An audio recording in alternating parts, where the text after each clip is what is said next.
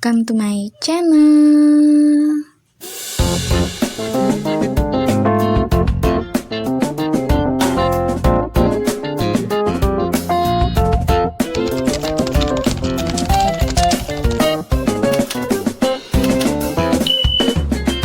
Assalamualaikum warahmatullahi wabarakatuh. Alhamdulillahirabbil alamin wa bihi nasta'in ala umurid dunya waddin sayyidina wa maulana Muhammadin wa ala alihi wa sahbihi ajma'in. Rabbi shrah li sadri wa yassir li amri wahlul 'uqdatam min lisani yafqahu qawli, amma ba'du.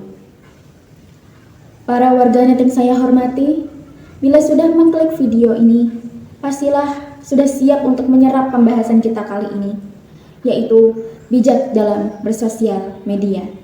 Namun sebelum itu, pertama-tama marilah kita panjatkan puja dan puji syukur kehadirat Allah Subhanahu wa Ta'ala yang telah memberikan kita limpahan nikmat dan rahmatnya. Antara lain, oksigen yang gratis, kesehatan yang manis, indera lengkap yang praktis, rezeki yang tak habis-habis, serta nikmat-nikmat lain yang bila kita pikirkan akan membuat pusing hingga nyaris menangis. Alhamdulillah.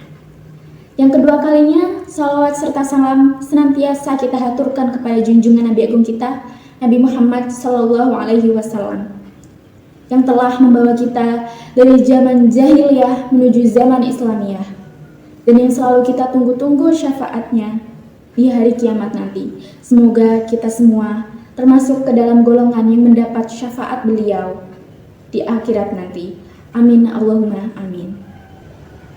Kawan-kawanku semua, mungkin kamu sudah bosan untuk mendengar atau membaca kalimat ini, baik dalam televisi maupun artikel digital, bahwa sejak pandemi COVID-19 ini, banyak orang mencari hiburan melalui sosial media. Tapi memang inilah kenyataannya. Hampir 80% aktivitas kita saat ini dilakukan melalui media online. Tak menutup kemungkinan pula bahwa aktivitas online ini tetap akan berlanjut dan berkembang meski pandemi nanti telah usai. Maka dari itu, kita perlu mempersiapkan diri kita dalam menghadapi atau memasuki rutinitas kita kembali nantinya.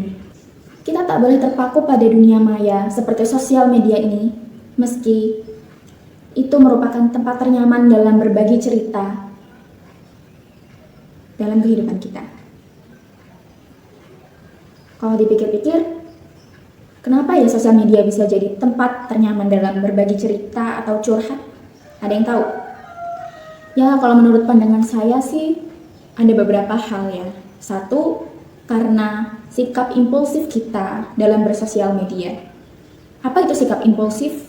Sikap impulsif adalah sikap yang kita tunjukkan sebagai manusia biasa ketika emosi kita sudah memuncak. Jadi ketika kita benar-benar merasa lelah, merasa marah, merasa sedih, merasa senang, gembira, ketika rasa itu sudah mencapai di puncak tertinggi, maka kita ingin sekali, ada rasa ingin membagikan rasa senang itu melalui sosial media. Yang kedua, yaitu karena kita bisa menyindir seseorang tanpa menyebut identitas mereka. Nah, ini banyak kita lakukan nih sebagai remaja ya. Karena memang di sosial media itu kita tak perlu menyebut nama mereka untuk menyindir, dan itu nyaman ya. Tentu saja nyaman. Karena kita tak perlu diimbangi oleh rasa bersalah, tidak perlu diterpa oleh rasa bersalah. Tapi hal ini bisa memicu pertikaian di sosial media. Bila kita niatnya menyindir satu orang saja, bisa-bisa setiap orang yang melihat postingan kita itu justru merasa bersalah juga, atau bisa merasa bingung, atau bisa aja orang terdekat kita jadi merasa sedih. Dan itu tentu tidak baik untuk kita maupun orang lain. Selanjutnya yaitu karena di sosial media kita bisa mendapatkan respon yang lebih cepat, baik itu berupa respon positif, simpati, ataupun kritikan dan saran.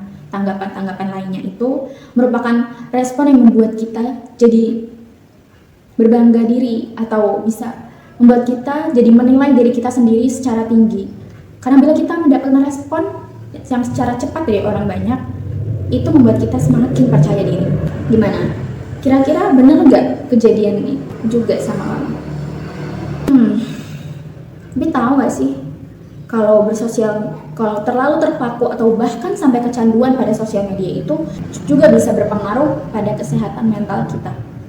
Kayak gimana itu contohnya? Misalnya, ketika kita melihat-lihat postingan orang lain, kita jadi merasa lebih rendah atau bisa merasa berbangga diri terhadap postingan orang itu. Karena apa? Tanpa sadar, ketika kita melihat postingan orang lain itu, kita membandingkan diri kita dengan mereka. Dan kalau misalkan kita merasa mereka lebih jauh kualitasnya, lebih tinggi kualitasnya dari kita, maka kita bisa diterpa oleh rasa tak aman dan rasa tak percaya diri.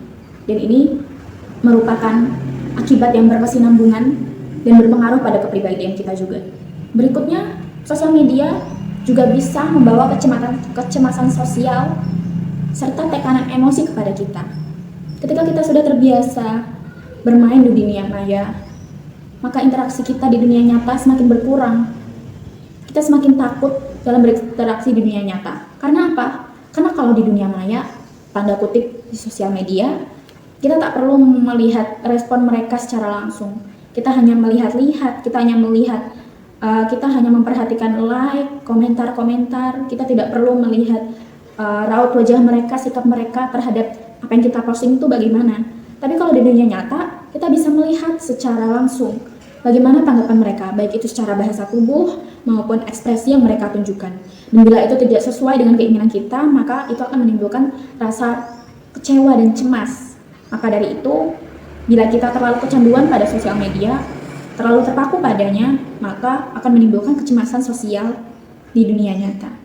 Untuk itu, ada baiknya sebelum bersosial media, kita memahami konsekuensi-konsekuensi yang akan kita jalankan. Karena meski bersifat maya, sosial media itu juga merupakan ruang publik, yang artinya apapun yang kita niatkan dalam tulisan, gambar, dan ucapkan di dalam setiap postingan kita, nantinya akan kita pertanggungjawabkan pula di akhirat nanti. Apalagi bila kita menyebarkan hoax, berita bohong yang belum tentu ada kebenarannya. Maka siap-siap, azab yang pedih akan menanti kita nanti.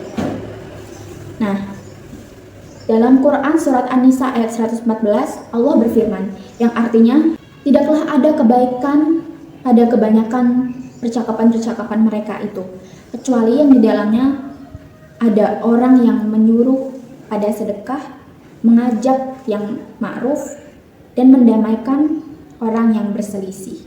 Siapa yang melakukan itu dengan niat mencari ridha Allah, niscaya kami akan berikan ganjaran yang besar kepadanya. Nah, dari dalil ini bisa kita dapatkan bahwa kebanyakan obrolan manusia itu bersifat sia-sia, kecuali yang di dalamnya terdapat kebaikan. Lalu sebenarnya etika dalam bersosial media itu gimana sih menurut Islam dan menurut publik? Yang pertama, yaitu gunakan bahasa yang sopan dan layak untuk diucapkan. Yang kedua, biasakan menyebar hal yang berguna dan tidak memicu adanya konflik atau pertikaian. Yang ketiga, hindari konten negatif yang mengandung unsur sara, kekerasan, dan pornografi. Yang keempat, yaitu memeriksa kebenaran dari suatu informasi sebelum menyebarkannya ke dalam sosial media. Yang kelima, jangan terlalu mengumbar informasi yang bersifat pribadi, karena itu mengganggu privasi kita sendiri. Yang keenam, atau bisa dibilang juga yang terakhir, batasi penggunaan sosial media seperlunya saja. Jangan sampai kita jadi kecanduan terhadap sosial media ini, karena terbukti dampak negatifnya lebih besar daripada dampak positifnya. Demikian ceramah singkat ini, semoga apa yang saya sampaikan bisa diterapkan dan bermanfaat dalam kehidupan sehari-hari. Mohon maaf bila ada salah kata, salah pengucapan lisan, dan salah sikap saya, karena saya hanyalah seorang manusia biasa yang tak luput dari banyak kesalahan. Sampai jumpa di lain waktu. Wabillahi taufiq wal hidayah. Wassalamualaikum warahmatullahi wabarakatuh.